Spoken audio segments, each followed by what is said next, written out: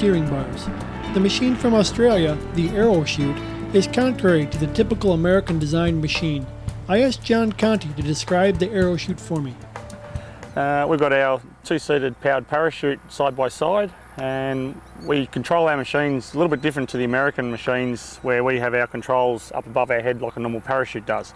So we sort of just steer the same way as a parachute. Pull down left, we turn left, we pull right and we turn right. Have a foot throttle at the front. If I want to climb up, I put power on as so. If I want to come down, I take my power back off like that. We also have a 4-point pickup up here where the parachute is attached to. So it makes the machine a lot stable in the air, so it just doesn't rock back or forth, it just keeps it nice and stable. We can fly nice and low, do tight turns, very close to the ground, and keep our wheels nice and low. The machine itself weighs 220 pounds. Total weight it can take up is 440 pounds in body weight. We run a 503 Rotax engine, inverted, and nice and compact and small, the whole machine. A lot of people have never seen a side-by-side seating machine or anything else bar an American machine, so it's something new here that we've got to try and push to say why a side-by-side is better. One thing is you've got eye contact with your passenger. When we train, we have dual controls, so we can actually take over if we have to take over if something goes wrong. With the American ones, they only have the instructor in front has the steering, or if it's the student, he's the only one that can actually steer. So the instructor cannot take over, where side by side we can do it quite easily. So it makes it a lot easier to train with.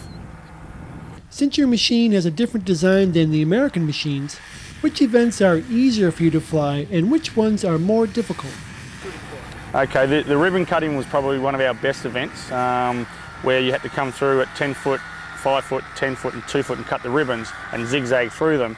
Because we are stable and we can keep our height quite easily, we just come through and just cut those ribbons comfortably. Probably one of the worst ones for ourselves is taxiing on the ground. We have a little bit of a ground steering on our machines, but it's a lot harder for us to have ground steering. With the American ones, they've got a large stick they can travel around.